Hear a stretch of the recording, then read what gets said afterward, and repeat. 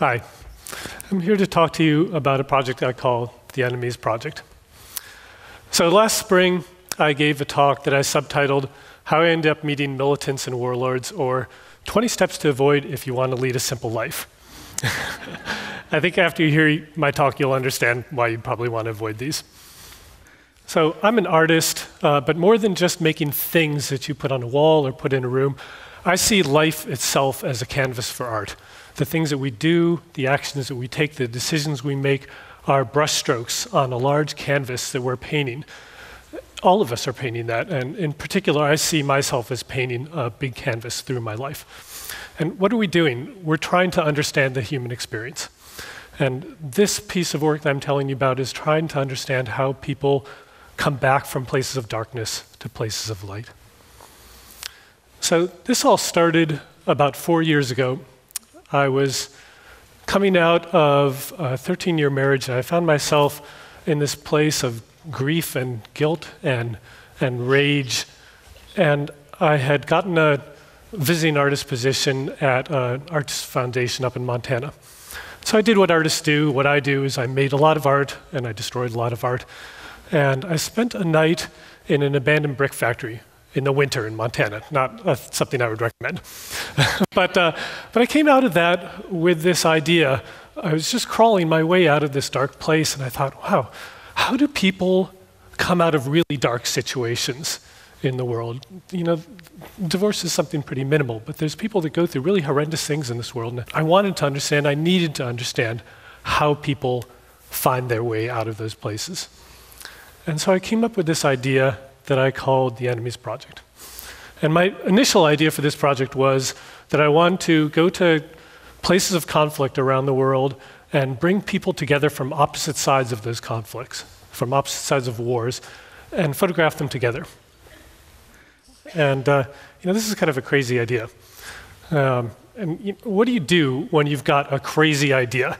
Like, for example, there's no guidebook. And for this, you can't just hop on a plane and fly to some country where you probably don't speak the language, walk up to somebody and say, hey, would you sit down with this guy over here who was trying to kill you last year so I can take your photograph together? It doesn't work that way. So I started doing what I do, one of the things I do best, which is I started talking to people. I sent out hundreds of emails, made hundreds of phone calls, spent a gigantic amount of time on the phone, and for months I felt like I was just throwing paper airplanes at a brick wall. Nothing was happening until I decided that I had to just basically take matters into my own hand. So I bought a ticket to Africa and I left. And once I bought that ticket, things started to happen. I made a lot of connections with people who liked the idea and wanted to help me out on the project. And so I flew to Nairobi, Kenya, and went immediately into the slums there, where a few years before there had been horrendous violence after some failed elections. Thousands of people were killed, 500,000 people were displaced. And I met a number of people there from both sides of that conflict. There's an ethnic conflict between two different tribes in Kenya. And this man on the right here was one of the leaders of a youth gang. The gang did bad things like a lot of people did during those riots. And this guy, during the riots, he actually saved a friend of his from the opposing ethnic group. And then afterwards, he became an advocate for alternative to violence workshops. And then he went and helped clean up the slum that he grew up in.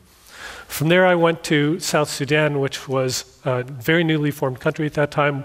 I went with the US Institute of Peace, and they were there on a peace mission in an unstable border region. In this region, there were men like these who were merchants who had worked to ferry goods across the border between Sudan and what's now South Sudan, between these two ethnic groups, to basically keep trade going during the 40 years of horrendous civil war. They were amazing men. I heard incredible stories. I found myself on the uncomfortable end of guns a few times, but overall, I came back from Africa with this portfolio of images and stories that were just heart-opening and astounding. There were stories of forgiveness that I had a hard time understanding myself. So the project wasn't done, and I wasn't sure why it wasn't done. I'm an artist, and when something's done, I know that it's done, and it wasn't done. So I raised some money, and I planned the next part of the trip. or the project, which was a trip to South Asia. And I wanted to look at the conflict between China and Tibet and the conflict between India and Pakistan. These are gigantic geopolitical global conflicts. And what I didn't understand was that when I was going there, I was suddenly changing the project from one of being sort of equivalent conflicts between ethnic groups, to conflicts of occupation. And this is a very different story. It's a completely different thing to look at. And it changed everything I was doing. So the first place I went was a town called Dharamshala in India. Dharamshala is the city that India has given to Tibetan refugees to form a government outside of Tibet. And I met with everybody that you can possibly think of meeting. I met with laughing monks, I met with former political prisoners, I met with students, I met with leaders, I met with lay people.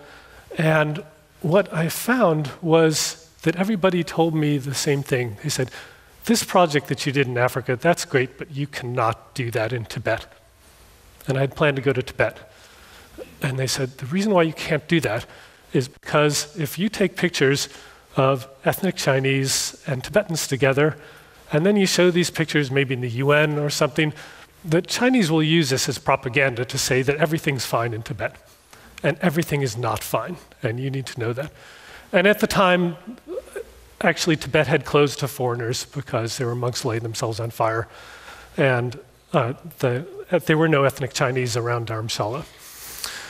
And so I met with recent refugees, and most of the people I met with, most of the Tibetans I met with, were not comfortable with having their faces photographed and portrayed in the context of conflict.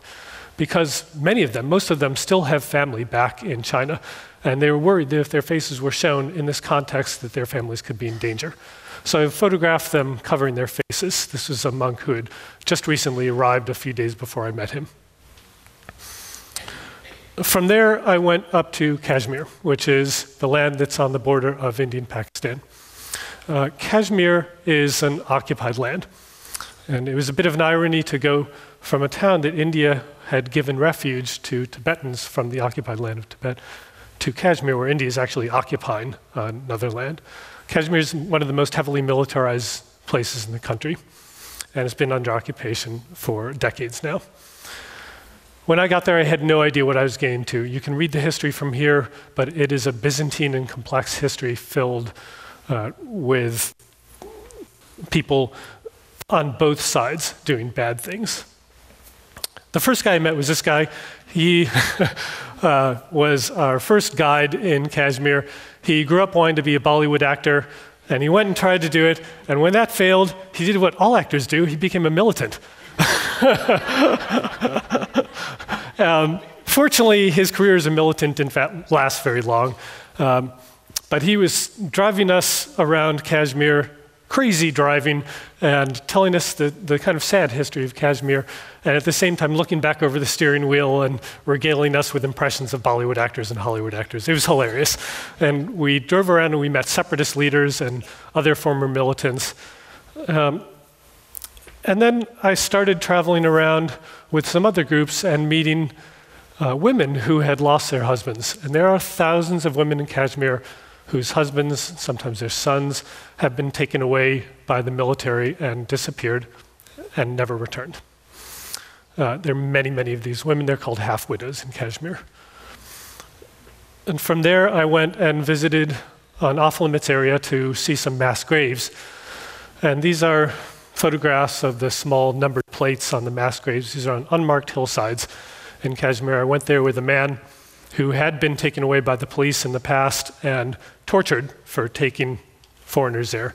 It was an area that was not supposed to be in. And then I came back to the US, and I found myself struggling with emotions that were really hard to identify. I love dance. It's an important part of my life. And I would go out to dance and find myself wanting somebody to pick a fight with me at a club, which is not me at all. And I found that I couldn't look at the photographs I had taken that summer. I'd open my computer and pull up my photograph library and immediately close it. I could not look at them. And so I was diagnosed with a very mild case of PTSD. And I kind of bristled at this because I thought, I haven't done anything. You know, I didn't experience anything directly. I just talked to a lot of people. And then Christmas came, and after a beautiful Christmas party with friends here in Texas, I found myself weeping in rage for 2 hours when I went to bed, just at the injustice of the difference between our world and some of what other people go through. And then I decided, okay, this probably is a real thing. And so I started doing what I do, which is I make art. And that's how I deal with the world. And one of the things I did, projecting photographs of the Kashmiris that I'd taken onto these unseen places, onto abandoned warehouses and underneath bridges. And I wasn't projecting them for anybody except for me. And I photographed the projections.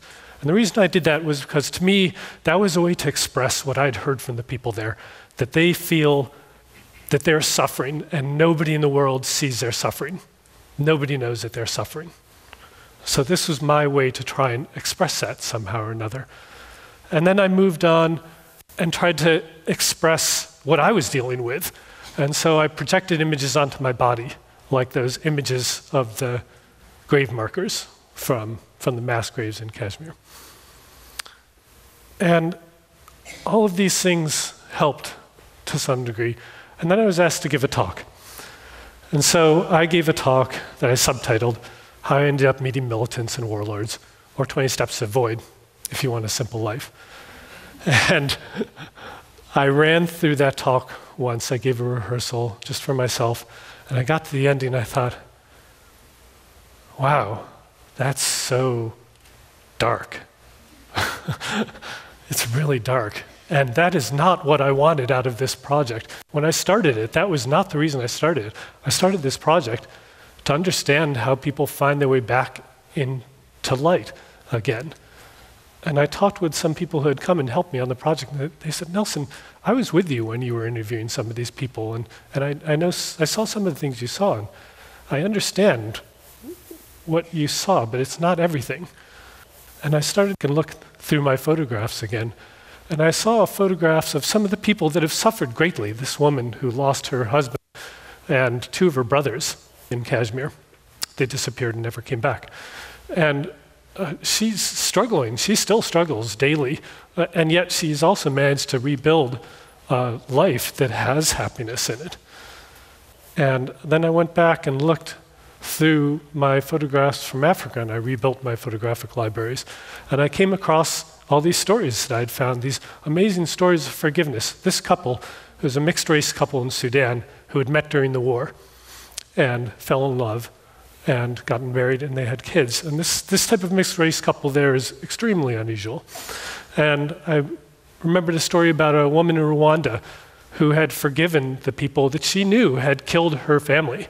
And when I asked her how she did that, she responded, well, what else can I do? And so I rewrote the end of the talk with these stories, and I gave the talk. That was my step out of the darkness that I'd found myself in, coming back from the last trip. And I walked out of those dark emotions, just like these people have done in their life. And I discovered something that I think is really important. And I think it's a message that a lot of people who are talking here also are talking about. And the message is that the way you tell a story can change that story. Thank you.